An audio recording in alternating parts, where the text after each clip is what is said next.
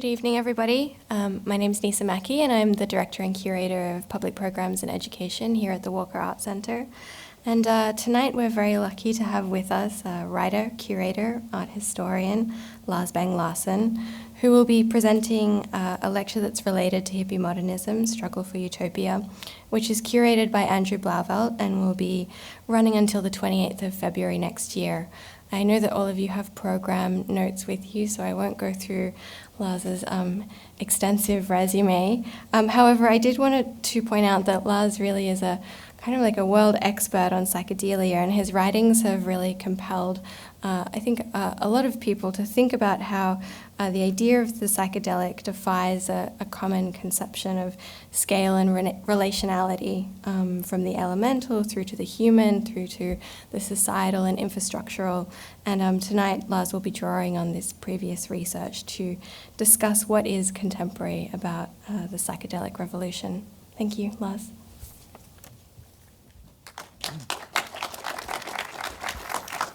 Yeah, thanks, Nita. Thanks for showing up. Welcome. Thank you to Nita and Julia for setting this all up. Thanks to the Walker for inviting me to talk in the context of Hippie Modernism, an exhibition I've been very excited to see. There's many new discoveries for me in the exhibition, so that's been wonderful to look at the exhibition. Now, Andrew Blauvelt, the curator of Hippie Modernism, asks, why does the notion of the hippie seem so estranged from modernism? And he continues in his catalog text, quote, "Hippie modernism marks the tension between the modern characterized as universal, timeless, rational, and progressive, and its countercultural other, which adopts a more local, timely, emotive, and often irreverent and radical disposition. I argue that hippie modernism was a momentary reconciliation of these seemingly opposed values as a way of resolving the impasse that faced post-war cultural modernity, caught between the proverbial rock of technocratic progress and a hard place of impending social disaster that erupted in crisis in the 1960s, unquote. So in this way, the exhibition acknowledges the unholy reconciliation of the modern and its countercultural other in a hybrid form. And you could say that the idea of a hippie modernism, in a sense, is about an enlightenment we never had. The dream or the ideal of a genuinely free, tolerant, inclusive, and peaceful society. Instead, the enlightenment we got was eclipsed by its dialectic flip into exploitation and fascism, as the philosophers Adorno and Horkheimer have it. The hippies, to call them that, dreamt of another authentic enlightenment. They didn't necessarily subvert and negate the idea of the nation state, of government and governmental institutions as bearers of a modern order. Instead, the hippies often wanted to fix government, to re-enchant the nation state, and to turn on the institutions, as Sture Johannesson has it in his poster from 1967, this one here, which was in fact a proposal for a public artwork in the form of a pink neon sign to be placed on the roof of the Royal Castle in Stockholm. And the legend of the neon sign says, "The kingdom is within you." The proposal was never realized. Now, Sture Johannesson has a few posters in the exhibition here at the Walker. This one is not in there, nor is this. And as another example of Johannesson's work, there is this poster, "The Art Crisis, a Free and High Government," from 1968. And this poster contains something so archetypally modern as a manifesto for a new artistic sovereignty that will set up an independent underground government, as it were. The manifesto in the poster reads, and this part up here is the manifesto part, and it says, Demonetizing paper-minted poster prints has caused an international art crisis, for art's monetary system, oil on canvas, a thing of beauty and a joy for every. The keepers of the pool have now decided to split into two markets, a free and high one, and a guaranteed low, controlled and fixed one for transactions between government and government, unquote. So against the low, controlled and fixed art world government with its oil paintings and other commodities of the old school, Johannesson euphorically institutes a free and high government that traffics in mass-produced posters. This was underground art's home rule. Johannesson's posters were graphic works of art that typically didn't advertise anything. They were images and events, you could say, in their own right, and they reaffirmed and spread the imagination, propaganda of the counterculture. With his offset printed posters, Johannesson sold his work on elementary markets via mail order, at concerts and at BNs. This was his way of democratizing the art object or the artwork in inexpensive and anti-elitist forms. Johannesson's underground art then was not above markets and institutions, not against government, what he called government, but rather proposed how to correct and improve them, improve the modern, reignite or radicalize the Enlightenment. Insofar as the 60s counterculture was preoccupied with consciousness expansion, social awareness, and community formation, as Andrew Blauvelt puts it, it was on the side of an anthropocentric culture of a society built and reformed and revolutionized by humans. This is what we see in Johannesson's two posters and in much other art from the era. However, there were also aspects of the counterculture and its related art forms that undermined the human subject as a privileged site for agency and consciousness. To contemporary thinkers such as Bruno Latour, we have in a sense never been modern. To Latour, what makes us modern hinges on the separations we habitually and institutionally make and have made between nature and culture, religion and science, primitives and moderns, the dark past and the enlightened future, and human being and thing or matter. Today, the 21st century person can see the modern order of things collapse on several fronts. For one thing, we've become used to think of the human as a rather deficient being. Agency is increasingly conceded to non-human forces as historical space opens up beyond human scale and is traversed by the small agency of bacteria, of memes and of code, and by the big agency of machines, networks, systems and infrastructure, as well as ecological forces such as global warming. It's now a given that the old motors of the modern, the human being and its society, are elements that disappear in assemblages with the non-human. With the delightful term of Jane Bennett, who is a political scientist, these assemblages are the vibrant matter that surrounds us. To Bennett, vibrant matter is the interaction of natural and technological things and bodies, bacteria, networks, machines, and swarms of stuff that act together and produce effects that fundamentally affect human lives. As interconnected series of parts, these live assemblages of human and non-human elements are ecologies that erase difference between nature and culture, between humans and things. When a human-centric worldview implodes, old certainties are replaced by the emergent and by the imponderable, and we must exercise our imagination to reconfigure the cosmos and our place in it. In the following, I'm going to piggyback on the exhibitions on hippie modernism's problematic of the modern, and I'm going to try and divert it towards visual art and its relation to the psychedelic experience. My take on the psychedelic and arts association with it, makes for a departure from the discussion of modernism, in the sense that I want to argue that 60s psychedelia was an imaginary and an aesthetic of the non-human. And it's this non-human or post-human aspect that today perhaps feels the most contemporary about the psychedelic revolution. I'm going to show quite a few of these images, metamorphs, which are made by one of the members, Sten Krarup, of a Copenhagen light group in 1970. And it's, there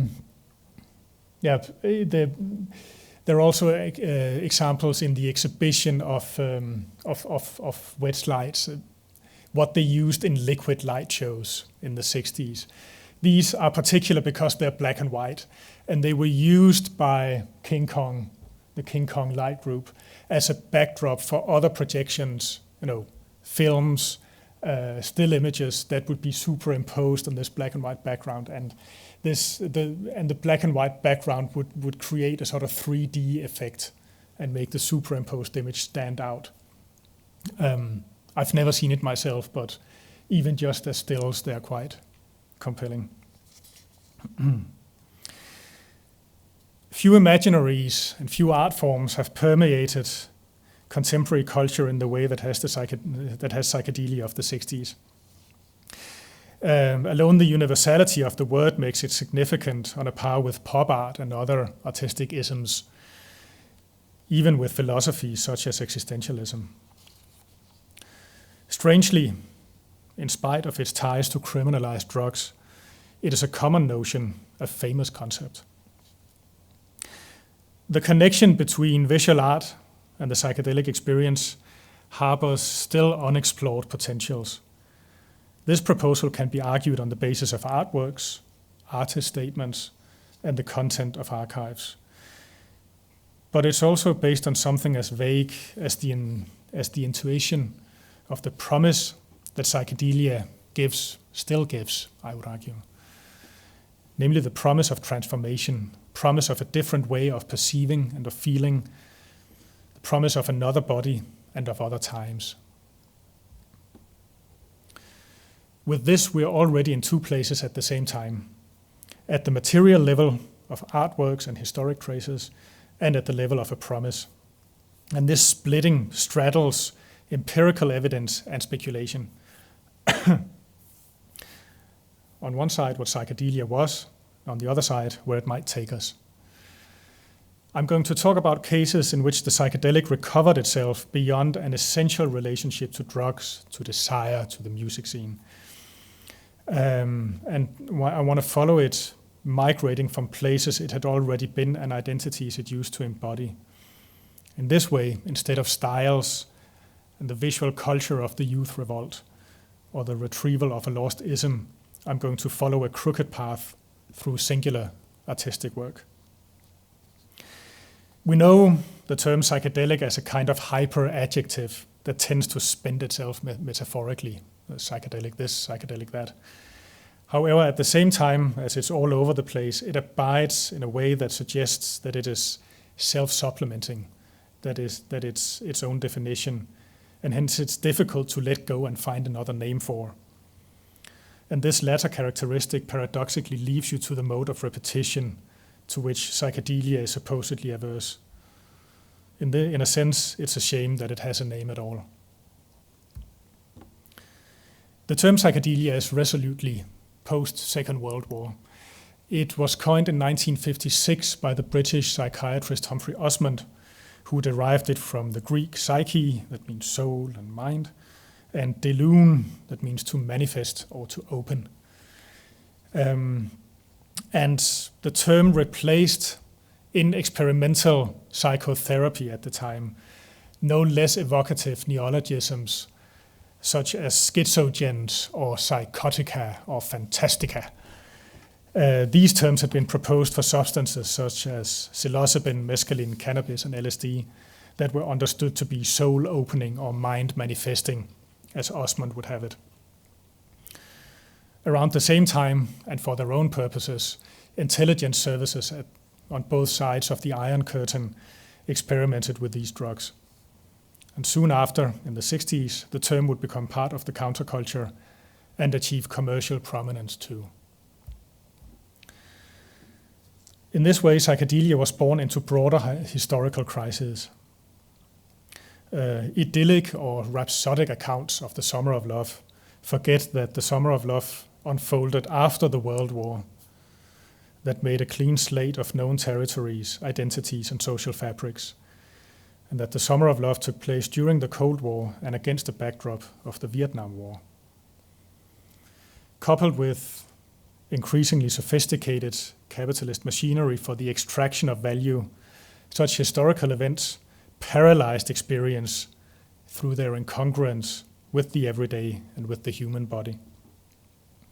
From this perspective, the self-inflicted violence of the acid trip can be seen as a kind of homeopathic cure, quote unquote, for a self that is situated in a context of historical horror or pervasive fear. In this sense, the trip was not just an escape from the shocks of war and historical trauma, but a way of exploring from the inside the splitting and the dissolution of experience. By pitting one delirium against the other, one could, in a sense, fight fire with acid. As an upending of reality, to drop acid was also a fitting visceral metaphor to those who wished to revolutionize or reform a chimeric, bourgeois, imperialist, money-loving, etc. modernity. In this way, LSD, as the preeminent psychedelic drug, is a narco-technology whose structures of feeling are quite different from the opium or the hashish swallowed in the 19th century, or indeed from the shamanic rites of native cultures. A drug synthesized accidentally by a Swiss pharmacological company in 1942, LSD can be compared with items of post-war biopolitical administration, such as the computer, space travel, the bomb, and the pill, all of which redefined human life as recordable data and manipulable matter.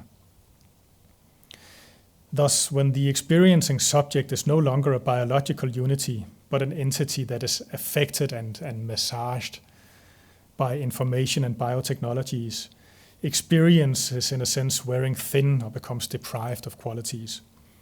The acid trip explores radically uncertain animated states that cannot be cogitated or represented, but consist of modalities, transmissions, brain waves, vibrations, abstract flows. So as fundamentally as psychedelia is imbricated as part of the 60s, it's also part and parcel of ways in which culture's mode of existence and perception have changed since then. So the psychedelic connection not only makes for an early example of visual arts exchange with subculture and science, it also brings early missives from the infosphere, as we know it. Capital stripping away of determinate qualities and its disfiguration of social fabrics into mediated intensities is eerily similar to the abrasiveness of LSD. In this light, Marx's analysis of the constant continuity of the process of capital and what he calls its fluid transition of value from one form into another seem to have found its form or morphology at last in the psychedelic style. In other words, and as we know, the psychedelic is perfectly capable of reappearing in spectacular and commodified superforms. And this is one of its ambiguous or viral properties that makes it prone to closure and to capture. We can just think of the standardized morphing of the screensaver that watches us as soon as we turn away from our computer. Or of notions of tripping that are caricatured in a globalized world's mobility. From many sides, the contemporary human subject is invited to become a tourist in her own life through medication, surveillance, the immersive use of digital media, and other types of dispossession of the self. Media theorist Franco Berardi observes that in such an ambience, quote, the fabric of the nervous system itself is subjected to trauma, to overloading, to disconnection, unquote.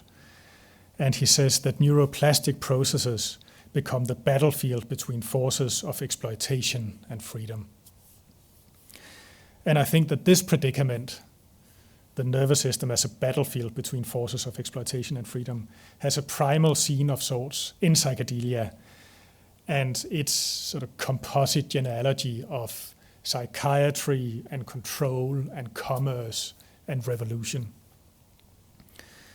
The cure is biochemical, Timothy Leary said, of what he considered the power of hallucinogens to remove neurological causes of social conflict. While their drugs are different, Leary's unwavering prescription for chemically guaranteed reenchantment is today indistinguishable from psychiatric treatment. In a sense, the psychedelic has come full circle since Humphrey Osmond coined the term. And there is something scandalous to art's psychedelic connection. And art historically, it remains largely uninscribed. The American artist Adrian Piper sees an ideological reason for the silencing of psychedelic art, namely the fact that it came out of lifestyle experimentation and left activism. So in an interview that she gave more than 10 years ago now, in 2003, she says that in recent years, I've encountered so many individuals in positions of power who watched the 60s from the sidelines, who didn't march, didn't protest, didn't take drugs, didn't experiment with alternative lifestyles, didn't form consciousness-raising groups, nothing. There were many who had everything to lose by questioning the status quo. It may be the art establishment has ignored this kind of work because they just don't understand it, didn't understand it, then don't understand it now. In that way, the art establishment's reaction to psychedelic art may be a lot like its reaction to political art. These people just can't relate on a God level, unquote. So quite a broadside from Adrian Piper here. And of course, repressive forces should be held accountable. But at the same time, I would argue that it's an open question what would be achieved by an institutional naming of a psychedelic art like pop art or conceptual art. At the beginning, at the outset, it was a journalistic term. Psychedelic art described an applied art for the counterculture. And the counterculture was often indifferent towards aesthetic categories and the crisis of modern art. The counterculture tended to reify the art concept in the service of radical politics and the togetherness of the scene. In this way, psychedelic art has ended up an anticipated format as it spread on camper vans, in communal murals, and in the graphic design of rock posters and record covers. Its stylized nonconformism replaced liberty with easy identification. And in this perspective, it's ironic how a psychedelic philosophy, with an emphasis on change and revolt, has become genre, with a fixed repertoire of styles, countercultural heroes, and how tripping so often has been represented as a matter of masculine conviction. So if it's art's role to fight against cliché, then psychedelia is a double-edged sword. It's also significant that already in the 60s, artists were wary of the term psychedelia because it had quickly become a magic sales word. So soon after the Summer of Love, in 1967, psychedelic styles spread through the mainstream as quickly as any other capitalist rash. And the market push was on through Hollywood epics, Hollywood psychedelic epics, and the canonization of LSD art in mainstream magazines. For this reason, an artist such as Sture Johannesson preferred the term underground art. And the American artist Woody Vasolka says that the West Coast acid rock poster gave the trip a handle. in the sense that the acid rock poster with its day-glow colors and floppy letters ghettoized otherness and made the limit experience exchangeable. Here's another artist who's in the exhibition here at the Walker, Elio Achisica. And in Brazil, Elio Achisica proposed the term suprasensorial as an alternative to the psychedelic, because he saw the psychedelic to be a North American phenomenon. And instead, Achisica promoted the suprasensorial as a Brazilian concept, a Brazilian experience, in contrast to what he saw as the messianic example of Timothy Leary and his followers in the US, he says. So there are good reasons for making at least the methodological decision that psychedelic art doesn't exist or means something particular. There is not necessarily a blank spot in art history where psychedelic art should have been. One cannot assume that it's a phenomenon with universality or continuity. Instead, one can talk about the relation that artists had to psychedelic experiences and concepts and methods in their different corners of the world. The psychedelic is sometimes nothing more than a moment in the production of artists. And some of these artists are now historically established names whose productions were strafed by the psychedelic. This is true for Achisica or Andy Warhol, for that matter, but also for Øyvind Fahlström, who's another artist in hippie modernism. Art historians identify 1967, that happens to be the year of the Summer of Love, as a limit in contemporary art. The French art historian Jean-François Chevrier writes that around 1967, a bourgeois concept of culture began to fall apart, and a sense of estrangement prompted experimental artists to take the paths of reductionism, as in minimal or conceptual art, or to carry art towards a mythological or political realization, as did, for instance, Elio Achisica. Also to Hal Foster, 1967 marks the advent of an art after minimalism and pop, as he titled an essay from 1987, in which he assesses the claims made by radical art practice in the intervening 2 decades between 67 and 87. Here he talks about site specificity, institutional critique, a new emphasis on artistic collaboration, and other types of art making that severs its ties from a media-bound condition. Art's psychedelic connection is less tidy, however, and it's pointless, I think, to place it on either side of a clean break. It was a nomadic and a composite and sort of bastardized art historical object, and it cannot be articulated in parameters of inclusion and exclusion, of inside and outside. This is because, on the one hand, artists working in a psychedelic context were staunchly anti-modernist when they arrived at immanent strategies of contingency, of contextuality that were otherwise characteristic of a post-1967 art. So in this way, they were in many cases before their time. Sture Johannesson, again, uses a quite brilliant concept, namely that of media drifts, to describe the strategic use of multiple media to create series of events, visual events, image production, but also social events, technological events.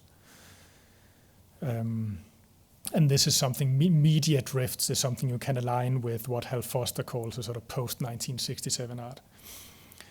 On the other hand, psychedelic artistic strategies were often related to the early 20th century historical avant-garde due to their near integration with the social world and thanks to the modernist pathos of their makers. So if 1967 is indeed a limit, it is one that art's psychedelic relation works both on and across, expanding it from within, leaving behind it an art historical account that cannot promise completeness or any main track And such a refusal of splits, such a refusal of dualist splits, is one of the non-modern features of the psychedelic. And it concerns the psychedelic imaginary's embrace of an evolutionary idea of time, rather than a causal and calculable grasp of temporal processes in distinct historical stages. But it was also a refusal to distinguish between, for instance, the human being and the vibration, the good vibe, or between art and anti-art, as well as at the level of the artwork, the dissolution of figure and ground, part and totality, everything merged. In recent years, theorists have deconstructed the mental imperialism of the modern mind that keeps in place such dualisms, including what Bruno Latour calls the great divide between us, Occidentals, and them, everybody else. However, a global view that undoes the divide between the so-called progressed and unprogressed cultures is nothing new to the communities of drug users. In 1860, more than a century before the psychedelic revolution, the English mycologist Mordecai Cook acknowledged the prodigious planetary collective of drug users whose brothers and sisters include, as he wrote, quote, thousands and millions of Tatar tribes and Mongolian hordes, the sons of Ganges and the Nile, that extend from the hearth of the Briton and the forest of the Brazilian, from the palaces of the Isfahan and the wigwams of the Missouri, unquote. So this was a governmental definition of multiculturalism given at the height of the Victorian era and derived from a plethora of drugs, the sisters of sleep, in Mordecai Cook's wonderful term. Down with progress, in other words. If you want to get high, you are a friend, no matter your color or your creed.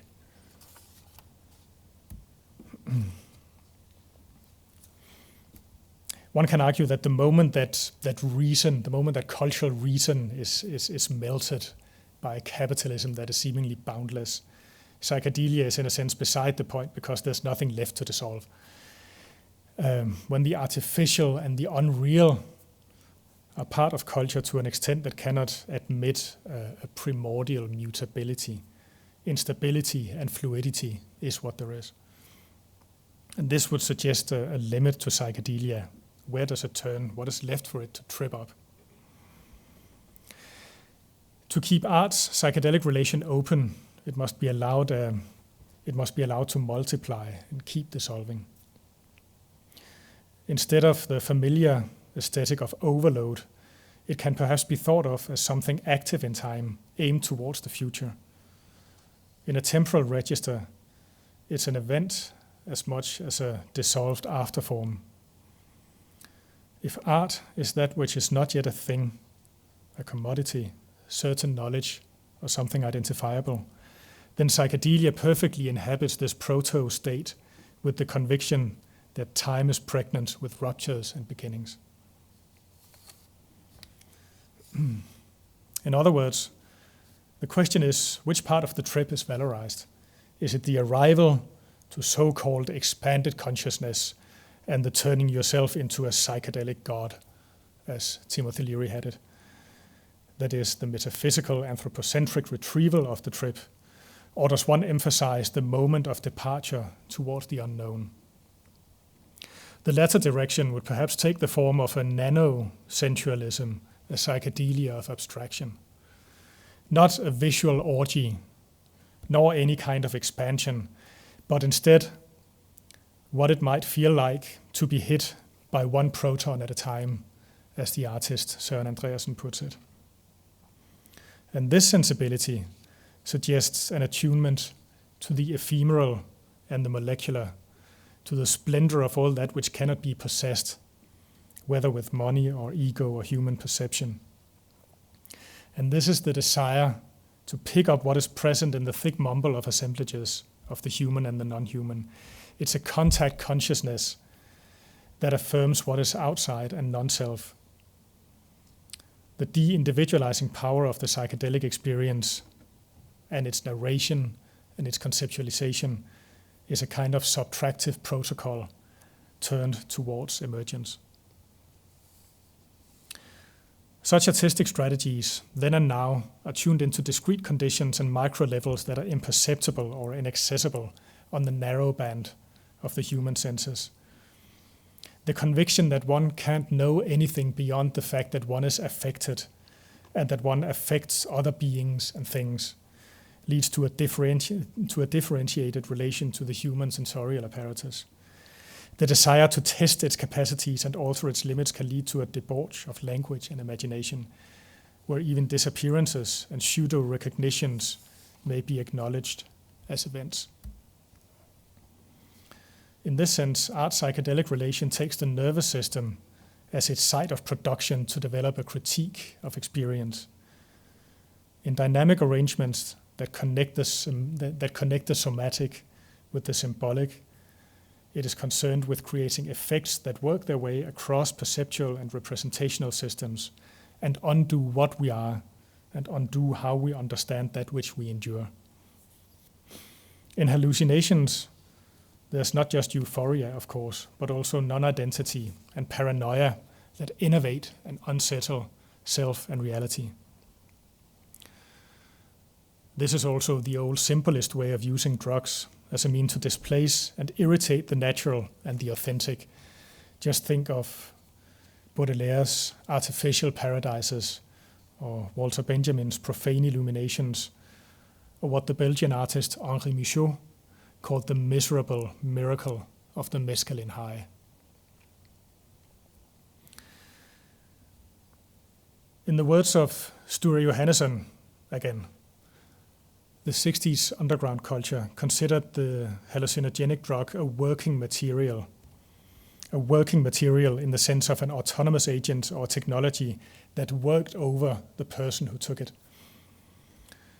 When you see a drug as a working material, you acknowledge the agency of the drug as a matter or the drug as a thing. You are not only doing your thing, in a sense, you're also letting the thing do you. And when the agentic and event-shaping properties of drugs and technologies take the stage, effects come out to play and to work.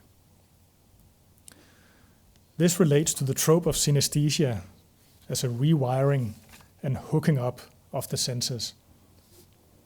The electric shower of the strobe light stabs bodies, slices up dancers, and puts all of history up on a butterfly board, as Tom Wolfe has put it. And the feedback whine colors sound gives it texture and plasticity when the amplification of sound that's already in excess of itself heaps event upon event in a continuum of sonic matter. These are effects that displace the actual present into the virtual in a kind of fermenting time and push at the not yet realized while they loop and sound and flicker. The disobedient power of effects is a manifestation of forces that are external to intention and to control. Now sensation and cognition no longer belong only to human subjects, but somehow to the effects themselves, to the events they catalyze and the stimuli they produce. The effect is something as strange as an autonomous supplement. It is derived and secondary, but at the same time it takes on a life of its own in which dreams that are untouched by the human brain subsist and circulate equally in the electronic circuit and in the animal nervous system.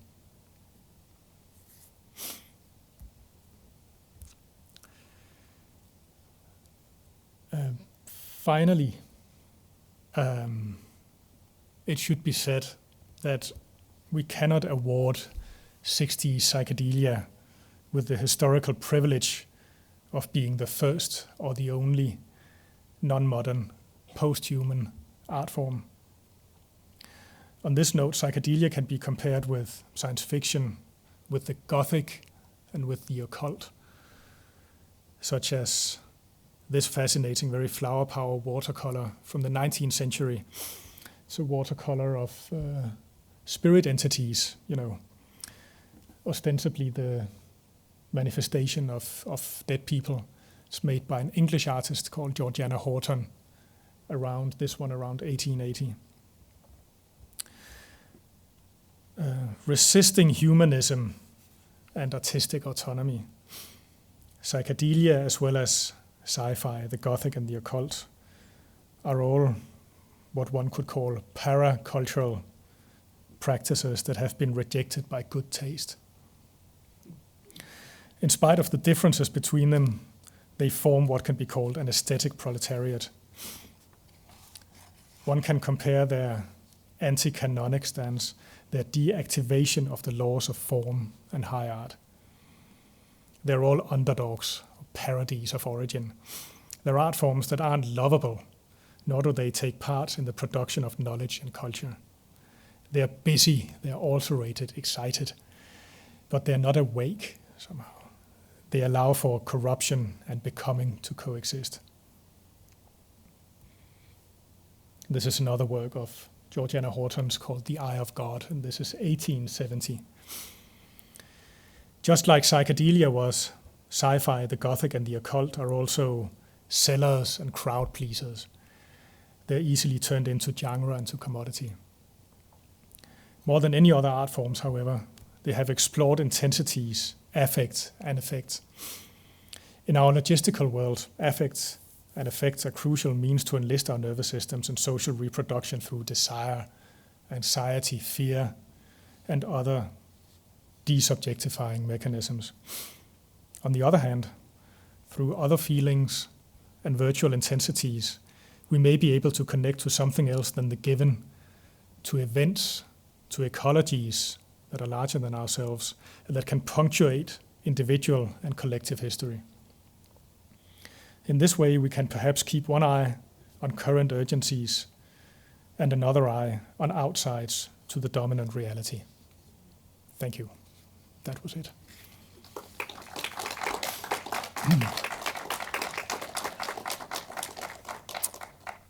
Thanks. If you have any questions to all of this, please feel free. There's a question up there.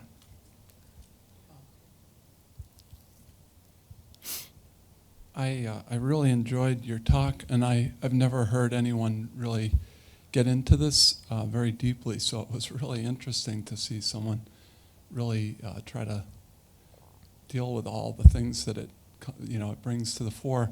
One of the things I was wondering about, you've talked a lot about technology and modernism and things like that, and I just wondered, you never mentioned religion and sort of what happened culturally and in the 60s in relation to people's connection or disconnection from religion, and how the psychedelic may have. Do you think that it fulfilled sort of a need that people had because they were losing religion at that time? Thanks for your question. Yeah, that's a good question. That's a big question. I think.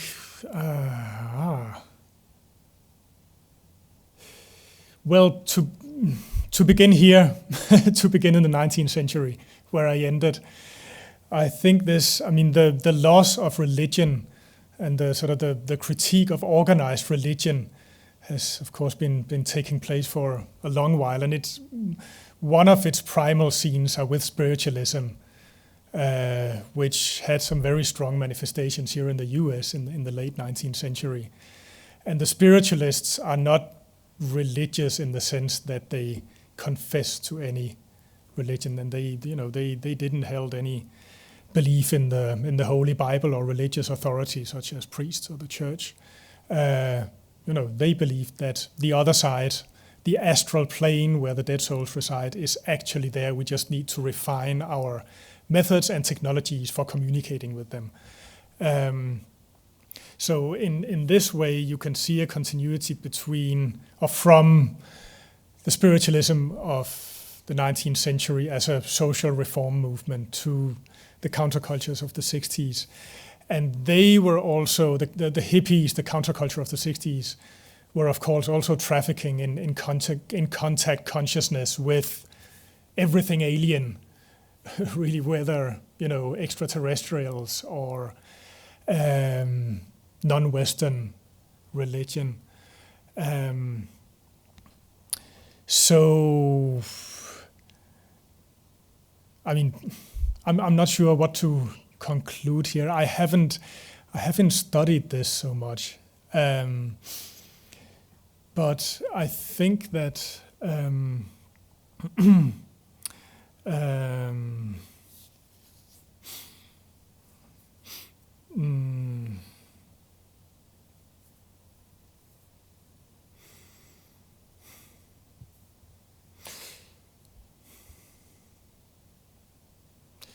it's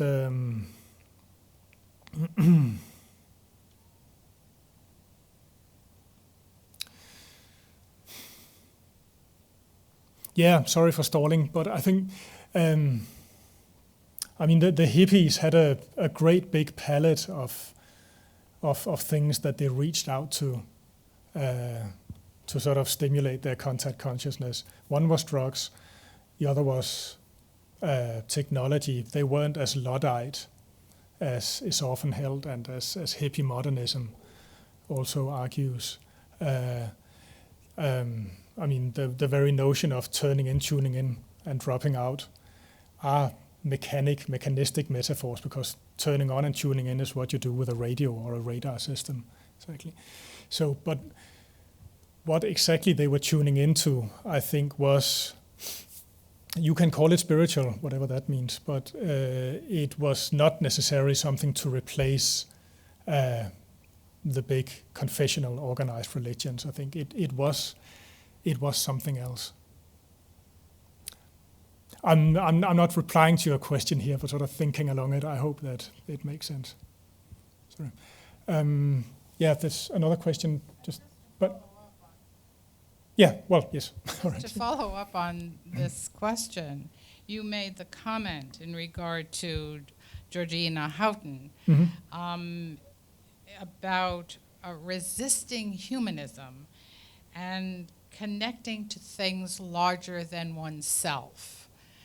And perhaps that is where the impetus of that question originated from, and suggests things other than the earthly bound and reaching for something, whatever that something else is, beyond what we are familiar with. Yeah, absolutely. Could you comment a little bit further on that, and then we can take that back, actually, to the medieval time. I think going back to the 19th century, is too modern. I mean, we can really go back, to the meanderings and wanderings and writings of Hildegard of Bingen, where all of this searching for something beyond what we're familiar with, beyond the religious structural context that we have become familiar with. Yeah. No, I absolutely agree. We can go back to medieval times, and probably even further back to the antiquity as well. It's just important that we don't get there too quick in a sense in this discussion, because there is this, it is the psychedelic is an imaginary of tripping. Also, it's an imaginary of associations and continuities and associations between things. So, in one brainwave, one can leap from the 60s to the 19th century to Hildegard to whatever have you. And I think that this is important, and it's also what you should do. I would also like to emphasize, and this is why I talked about technology so much, that the relations of production of the psychedelic imaginary was also something that was very particular to a time. I think I don't want to consider LSD a psychedelic sacrament, something that is outside of time. I think one should consider it next to other technologies, other biotechnologies, information technologies, as I said, medical technologies.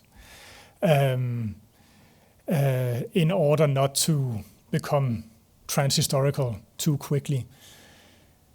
That being said,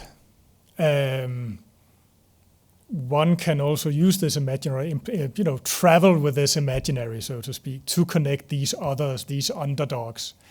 And I think this is, Georgiana's work is, I think, is a sort of, a fascinating case in point, because it's pretty much entirely unknown, but at the same time, it has the same, or a comparable. It's a comparable type of image production, because it deals with the molecular, it deals with effects of the unknown, effects from the big other, from death.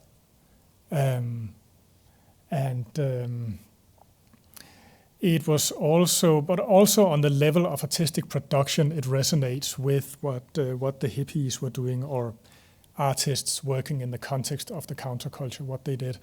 Because one of the affronts to a modernist concept of art that work such as Georgiana's entails is that it wasn't autonomous. She didn't create it, apparently, or that's what she said, because she worked in the context of spirits. Her hand was guided, right?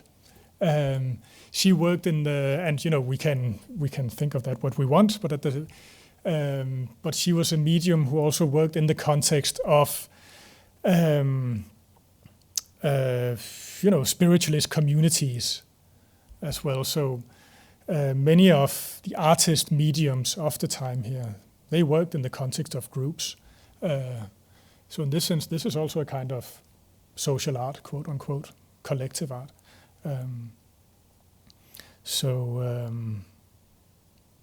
Yeah.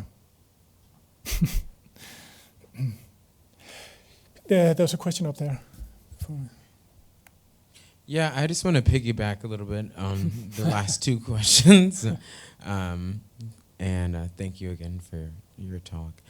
I'm thinking a little bit about USCO, the company of us, which is sort of the entering point to the exhibition, and their use of spirituality as a means of transcendence or turning on. They appropriated a sort of tabernacle, a church, as their studio, which is very interesting to me. Also, it makes me think of sort of during this time, especially in the 60s, this turn towards Eastern religions and Eastern philosophies, as you can see in people not represented in the exhibition, such as John Cage and the I Ching, etc., which leads me to another idea of the indeterminate, or that which cannot be foreseen, in terms of using like the I Ching or chance processes in one's work, and how that sort of relates to these ideas of the unknown or the unforeseeable, which we're talking about in terms of spirituality. But then my last sort of thing that I would love to hear you talk about any of these points, but is the recurring motif of the circle or the mandala throughout the exhibition, and that during this time, this was the first time that we were sort of getting satellite images of the Earth as this circular whole object. And maybe that's something you could speak to. Yeah. Well, I can try and speak of some of it at least. Thanks for your question. Well, I think just to start to address your questions in a roundabout sort of way, I think what I'm also sort of trying to pull at in my talk in the context of the exhibition is that I think the hippies understood I think they understood the modern part and the Enlightenment part of what they were doing pretty well. I mean, they were amazing doers. They were quite pragmatic. They invented stuff. They organized. They built. They, everything. And I think that this is also a discussion in critical theory and philosophy after the hippies and after the counterculture. In Empire, the book by Negri and Hart, written in 2000, Negri and Hart write that, well, we have to hand it to the American counterculture. They did a lot. The revolutions they created in subjectivity, in organization, in economy, it was amazing. They just didn't understand it very well themselves, what they were doing. They didn't have adequate concepts for it. Concepts such as dropping out were just, hopefully inadequate to understand what they were up to. This is the philosophers talking and complaining about, a perceived lack of articulation. I'm not so sure. At the same time, I do believe that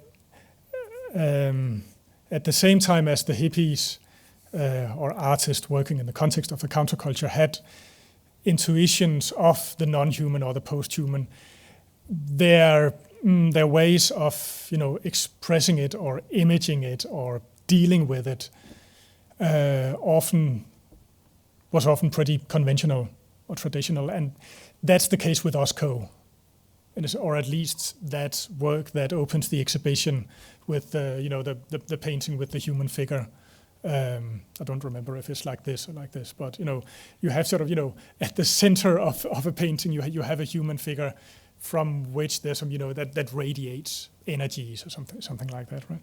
And I think that's if one wants to deal with the non-human, with the unknown, with the unforeseeable, with that which is beyond the big others, then that is an image that actually sort of recaptures all of that with an anthropocentric image. Timothy Leary did the same thing in a big way. I think he's he's sort of a baddie in my lecture because he was so messianic and propagandistic in what he said, and he talked about becoming a psychedelic god, and that is to me a recapturing of all these other energies. Elsewhere he has he was also in places a brilliant writer, and elsewhere he has this wonderful description of definition of what consciousness is. In his introduction to he made a sort of an introduction to the I Ching, didn't he? I think, or to the Tibetan Book of the Dead for sure, and also to the I Ching, I think. In any case, it's an early text from the early 60s, where he says that consciousness is energy received by structure. Energy received by structure. That's a pretty brilliant and sort of post-human definition of what consciousness is, because in that sense, this can have consciousness, right? The thermostat can have consciousness because that's also a structure that receives energy. The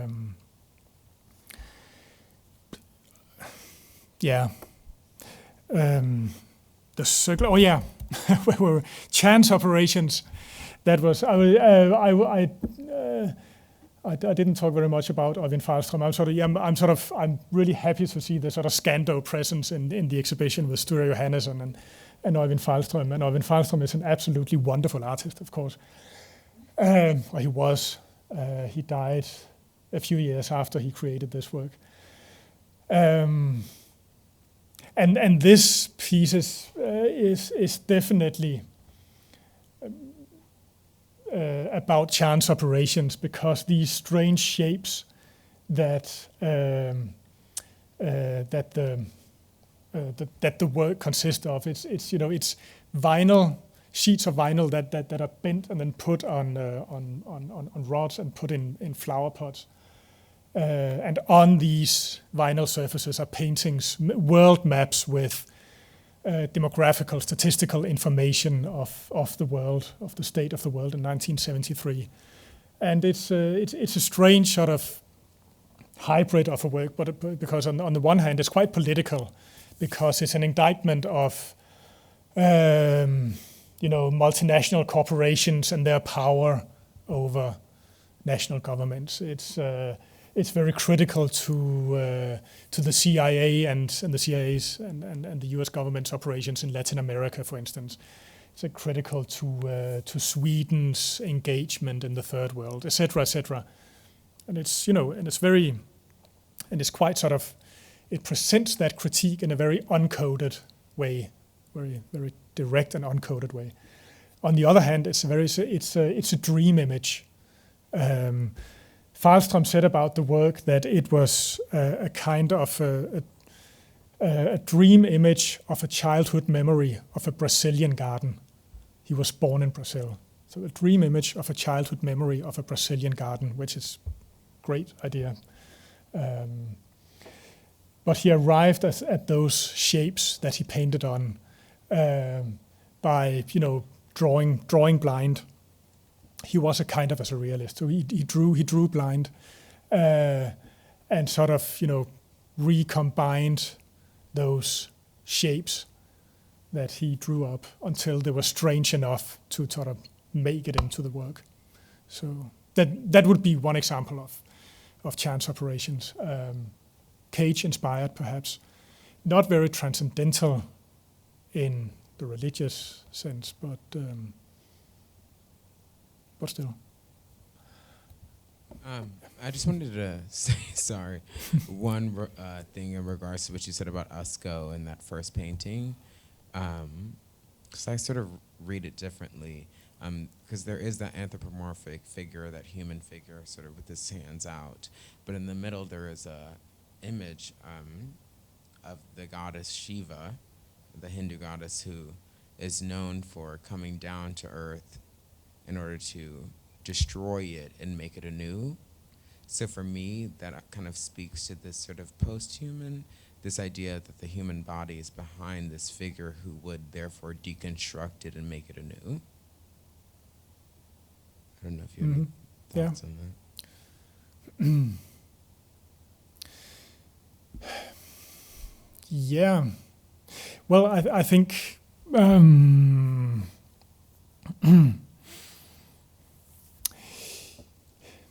yeah. Well, I guess what I'm after, what I'm chasing here is sort of more informed by, contemporary critical theory and ideas of these micro levels of reality.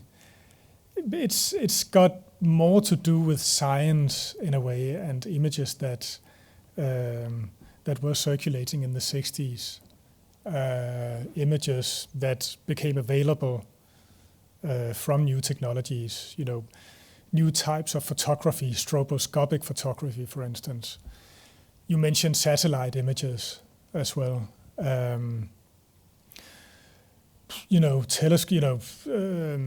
Astronomical telescopes, getting pictures from galaxies far away, etc. These types of images and realities at levels below the human being, sort of subversive micro levels that are not connected to metaphysical orders of things. So, yeah.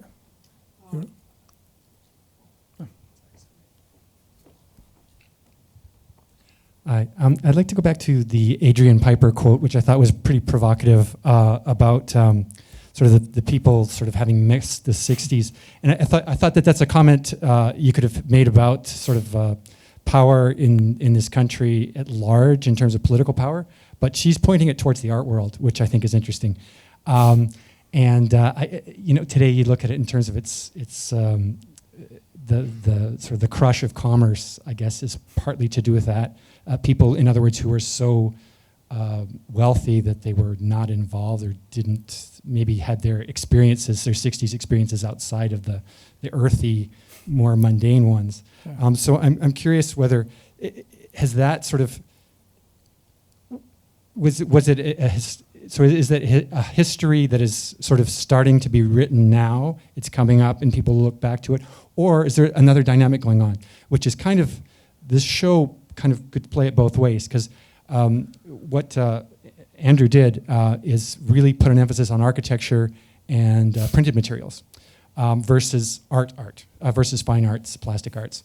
And so is there sort of like an untold story of psychedelic art as a movement, or is it really, did it sort of just find its way with this, like the posters, etc., just found its way already into society outside of the art world. Yeah. Yeah, thanks. What I like about the exhibition here is that it is much less sort of idyllic and rhapsodic about the summer of love than other exhibitions on the subject. And I also like the fact that because a lot of the printed matter included is quite upfront, and it's printed matter from the urban guerrillas, from the diggers, etc., etc. So I like that part of it. There was an exhibition in 2007 called The Summer of Love, which was much more about good vibes and naked people and the togetherness of the scene and all of that. So I like the fact that it's I like Blauvel's take in that way, and I like the juxtaposition of work from the art scene, works by Oichishika, for instance, by architects, activists, etc. But as I talked about, I'm hesitant to use the term psychedelic art, mainly because artists in the 60s weren't too keen on the term, because it was already used by the mainstream. And so and the fact that it was around so much, 10 minutes after the Summer of Love, seemed to, in a sense, sort of, empty it of critical or artistic potential. And then you have these competing definitions, like Oichishika with his suprasensorial, or Sture Johannesson, who talked about underground art. So I wouldn't say that there is sort of an unwritten history about all of this.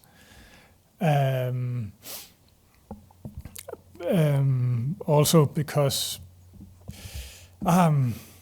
it's so difficult to totalize.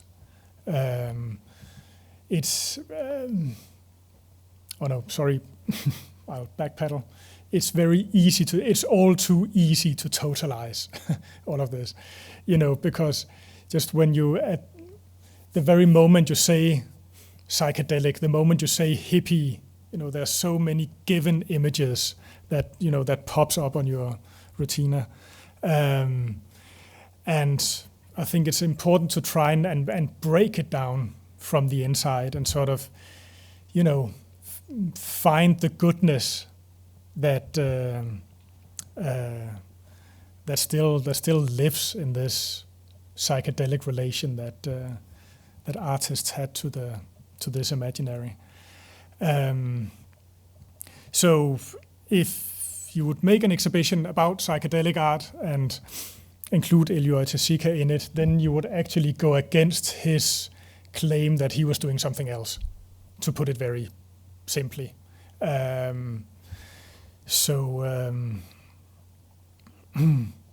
I think it's I think the fact that and you could say the same thing about Øyvind Fahlström, that it would be a shame to reduce him to a psychedelic artist, because if you do so, you're sort of you become blind to the fact that his project was such an amazing hybrid of surrealism, concrete art, activism, theater. He was a filmmaker as well.